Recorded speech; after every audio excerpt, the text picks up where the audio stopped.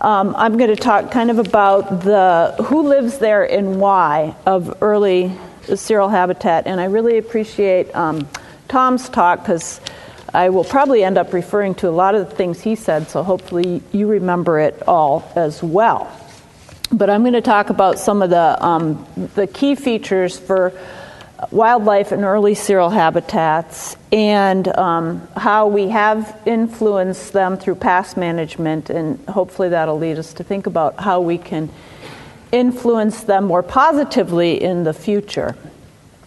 So, as has been mentioned and is known, early xeral habitats support a lot of diversity, an incredible amount of wildlife diversity. It's the most diverse stage of forest development here in the Northwest. This is just an example of a few species, everything from woodpeckers to ungulates to omnivores like bears, seed eaters, hummingbirds that use nectar.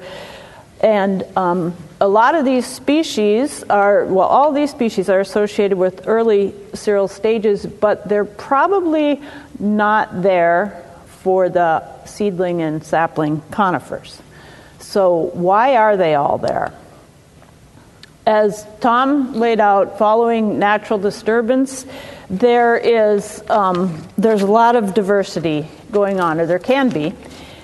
And what's important about this from the wildlife perspective is that there are elements of both in a stand like this, where there's residual structure and legacy trees from the previous stand, and it's open with a lot of light, large wood, diverse vegetation composition. There's elements of the previous stand as well as all the new growth and productivity coming from the input of light. And so these are the key elements that I'm going to focus on in this talk is the structure and the composition. So even species that are normally associated with closed canopy forests can use early xeral forests if the appropriate habitat is there. And following natural disturbance, often there are elements of appropriate habitat for closed canopy species. This shows a robin, the good old American robin, nesting in a snag. And Misty Cannon, who did some work on the Biscuit Fire, found that there were a lot of species, including robins, that used snags. Normally these species don't. Normally we think of them in closed canopy forests nesting in live trees. Also the yellow rump warbler shown there, another one that very surprisingly nests on snags, residual structures, if they're available. So wildlife are responding to structure and composition, not really forest age. So it's not surprising that there aren't very many species that are really strongly associated with any particular stage of forest succession. There's not very many old growth species, for instance, if there's elements, if the proper structural elements are present.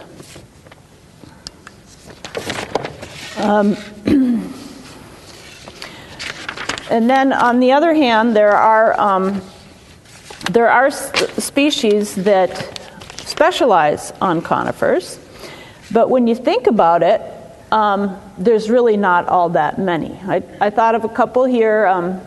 Red crossbills are very specialized to feed on conifer cones. Red tree voles and several species of insects, probably quite a few, including the hemlock looper, are specialized to feed on the foliage of conifers. So there are a few species, but really not very many that solely depend on conifers and only conifers. And I should mention here that at least red tree voles and red crossbills are really considered mature forest associates. So you wouldn't find them in early xeral stages for the coniferous element. And then on the other hand, many species that we think of as strong conifer associates that live in conifer forests. They, like this spruce grouse, I mean, it's named spruce grouse, so obviously we think of it as a conifer forest species. And indeed, it depends on conifer needles. It forages pretty much only on conifer needles in the winter. But the rest of the year, it feeds on berries and foliage of shrubs and forbs in conifer-dominated forests. And especially vaccinium is really important in the summer. And it really needs adequate ground cover in shrubs for nesting. And so this just illustrates there's other species like that we think of as being conifer forest associates, but it's not that simple. They need a lot more than just conifer forests. So from the perspective of wildlife, and Tom mentioned this as his last conclusion point too, the early stages of forest succession in managed forests don't necessarily provide the same resources as natural post-disturbance forest. And so I'm going to talk about the two most important elements that I want to focus on, and that is the residual trees and snags, and then I'll talk about the vegetation diversity and what that means to wildlife. So a lot of our species here in the Pacific Northwest are actually disturbance dependent. They like a good disturbance, and one reason is because it kills trees, creates snags. And especially woodpeckers, you might have noticed after a disturbance or a clear cut or cutting trees, wounding trees, the woodpeckers are there. They seem to key in on that. And so residual trees and snags are an incredibly important component of wildlife habitat in our forests, and it's not surprising there's a lot of species that depend on them. And the woodpeckers do an important engineering job because they create a lot of cavities while they're foraging and also excavating nest cavities. They excavate at least a couple of nest cavities, even if they only use one every summer. So these cavities are then important for the secondary cavity users. And if the snag is big enough, it'll persist into the next stand with the cavities that continue to be used by secondary cavity nesters. The importance of dead trees following disturbances is illustrated in burn forests. Fire-killed snags are an important resource for foraging and nesting for lots of species of woodpeckers. And some work especially in the dry forests on the east side and in the Rocky Mountains has shown that many species respond negatively to salvage logging.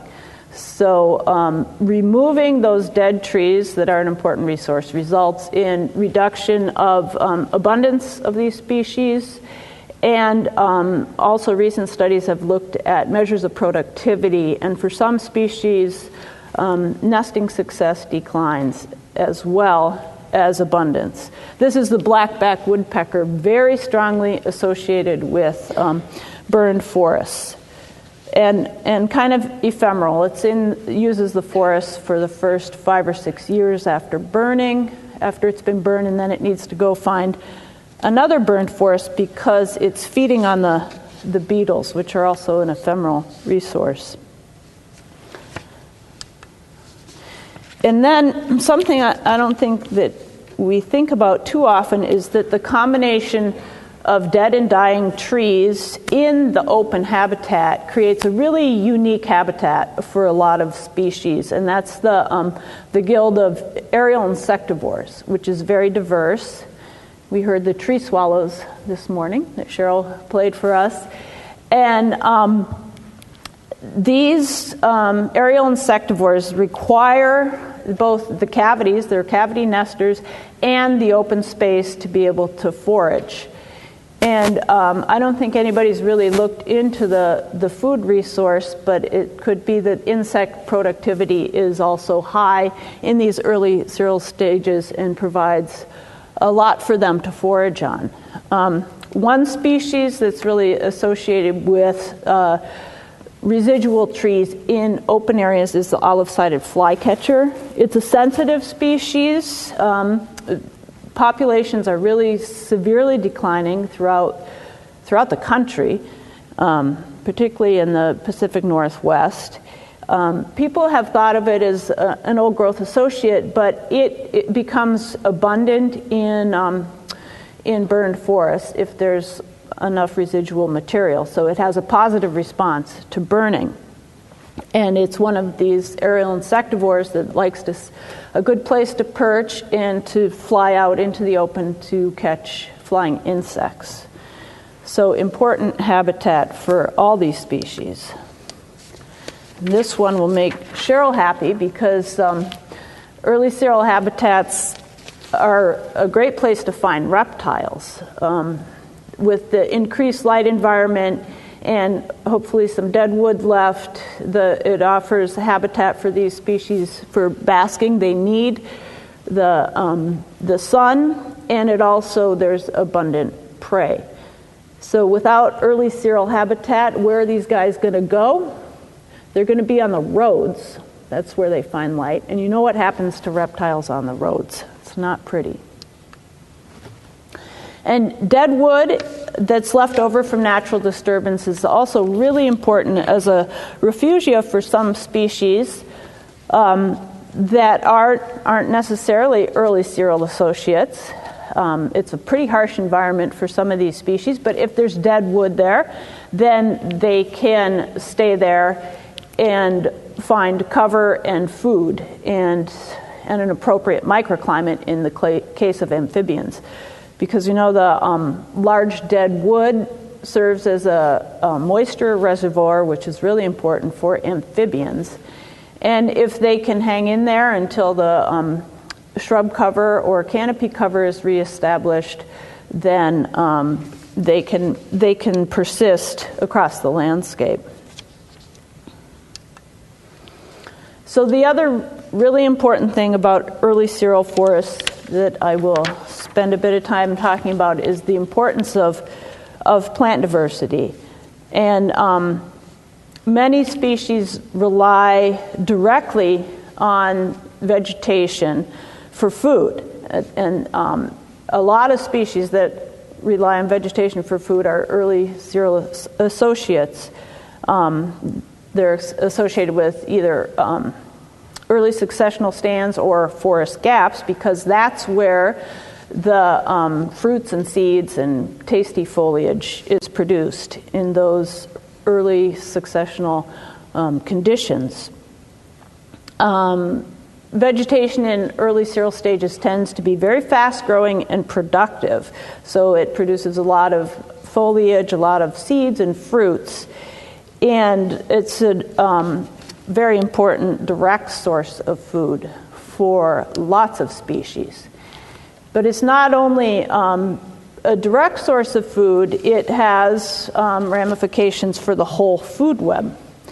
So it not only supports the species that directly consume it, but also the predators of those species. And I'm showing the northern spotted owl and one of its prey items, the wood rat here, and also the fisher, that in some areas relies heavily on snowshoe hare.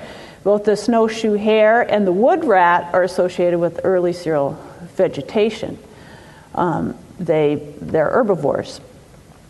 And some work by Forsman et al. Have shown that 90% of the diet of northern spotted owls is composed of small mammals that are associated with non-coniferous vegetation, including this wood rat, and that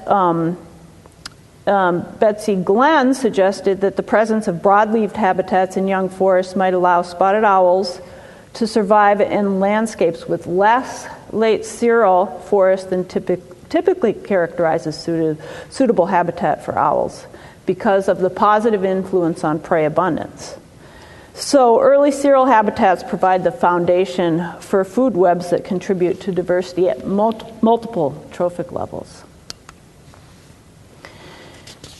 And then some species that we think of as being associated with mature or closed canopy forest, like the varied thrush, they may use early cereal forests during different stages of their life. And some studies from back east have shown that some bird species that are associated with mature forest use younger forests, early cereal forests, in the fall after fledging, because that's where the most abundant resources are and adequate cover.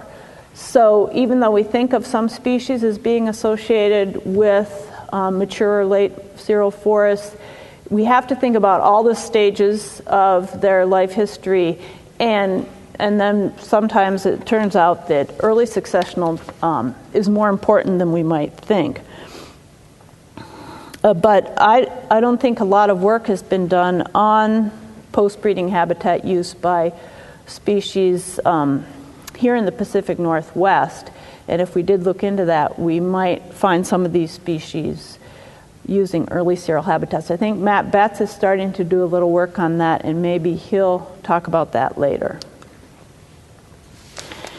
And then there is still related to food resources for wildlife. Arthropods are strongly associated with non-coniferous vegetation. So insect diversity is correlated with plant diversity because arthropods tend to specialize on plants, and deciduous species support more insects in a higher abundance and diversity of insects than conifers. And so in the early cereal stages where you have a big diversity of non-coniferous plants, then that would indicate that arthropod diversity and abundance is going to be very high, which is why we find a lot of insectivores in early cereal stages. And then also related to the influence of non-coniferous vegetation on food webs is the whole realm of the soil. And I'm just going to mention that. It's a whole another topic that I don't know very much about, but it's something to consider, how the deciduous litter and all the diverse litter might influence soil food webs. So speaking of insectivores, there's a couple of insectivores that breed primarily in early cereal habitats. This is the McGilvery's warbler and the orange-crowned warbler, two species that are just returning now from their wintering grounds in Central America, just in time for the green up of the deciduous vegetation and all the caterpillars that go along with it.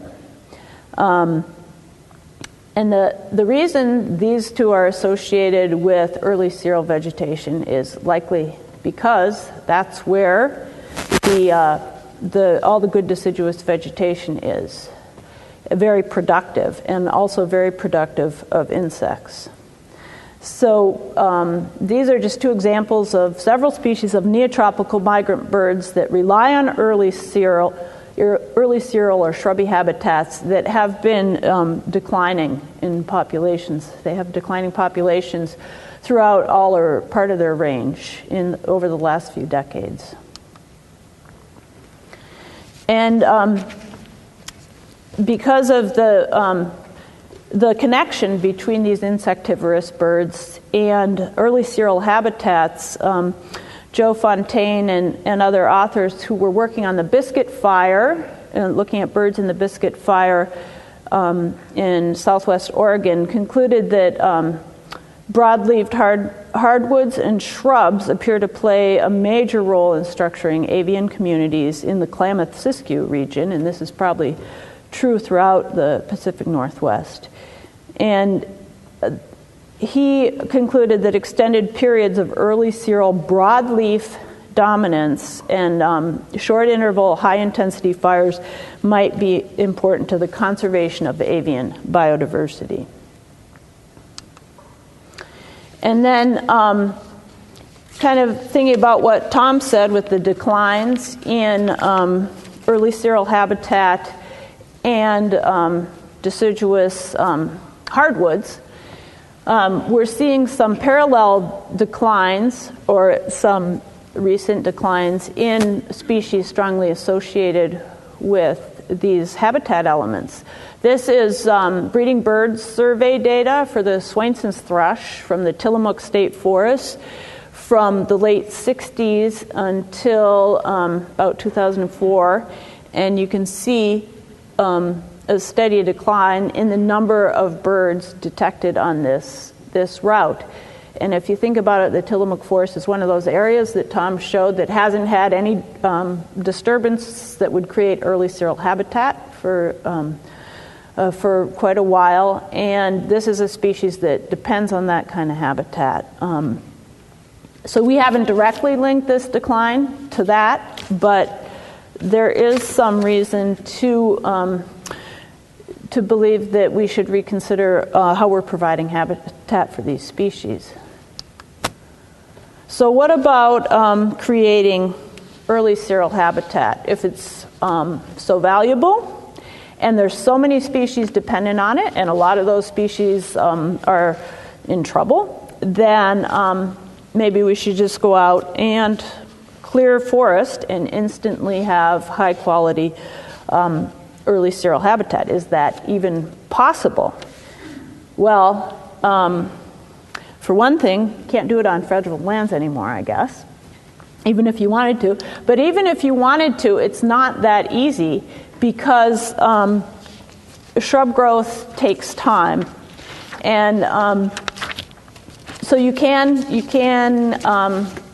get a pretty quick response, but if you plant conifers and have conifer dominance right away, then you're not going to give the shrubs the time they need to develop. And based on some work done by Connie Harrington, it does take a while for shrubs to produce some of the elements that are important for wildlife, like producing fruit. So, and also many intolerant shrub species, they can exist under closed canopy, but they won't flower and fruit unless light is available, and then they have to be a certain age, several years. So it does take a little while. It's not immediate, and it does require some thought. And in the past, forest practices haven't exactly been favorable to understory vegetation. And so we've usually been in a rush to get conifers established, and on private lands at least, there's been a tendency or practice of controlling shrubs to get the conifers free to grow. And in fact, it is Oregon law that you have to get the trees free to grow, the conifer trees free to grow within a certain amount of time. And shrubs are viewed as competitors in this process, so they have been removed from early cereal stages, which then leads to the development of middle-aged conifer stands that don't have a lot of the diversity that hardwoods and shrubs contribute in them. So by the time a Douglas fir stand is 30 to 40 years old, it's pretty much all conifer canopy, and the understory that might have been in there would have been shaded out and certainly not producing the fruits, berries, seeds that wildlife are looking for. So the effects of our past kind of conifer-centric forest management has tended to affect wildlife habitat by leaving fewer residual structures. We don't leave as many trees and snags out there as would be left after a natural disturbance in many cases. And we've altered vegetation composition by controlling shrubs, trying to achieve conifer dominance rapidly.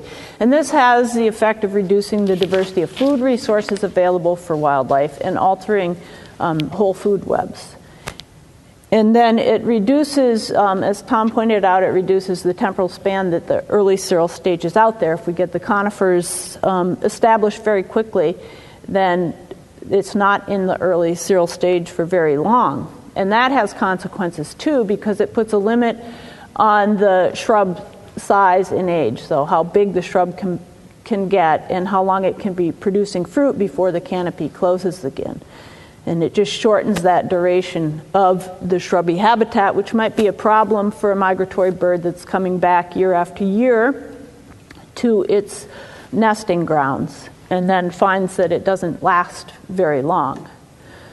And then the other thing is that it, by getting the conifers established so quickly and dominant, it reduces the persistence of shrubs in a mid-age forest. So we don't have a real good shrub base there, and as the canopy closes, the shrubs are shaded out. And I kind of think of shrubs, they can be like the legacy structures that carry on into the next stand if there's enough light for them and if they had a good start in the early cirral stage. And now we're looking at one of the focus changing, at least on federal lands, from conifer production to restoration of late cirral forests. But again, all the emphasis, when we think about restoring late cirral forests, it tends to be on large trees and getting large trees. And then there's the issue of the size limit on harvest areas in federal lands. So can we get, even if we can do some harvesting, can we get early cirral patches that are big enough to support some of these species? And I don't think much thought has been given to, while we're looking at restoring late cirral forests, is what will the understory look like, because all the focus has been on the trees. So I think it would be good to think some more about keeping components of the understory in the stand as it develops. And it is possible. Early cirral forest is ephemeral, but it does leave a legacy of shrubs, especially if those shrubs can flower and fruit and produce seed and become old growth shrubs. And so features important in supporting the diversity of wildlife could be present throughout most of the throughout most of the stages of forest development. It's really important to keep the legacies, both the large wood and the shrubs, to carry through from one stage to the next. And that's all I have. Okay, I have time for some questions or comments.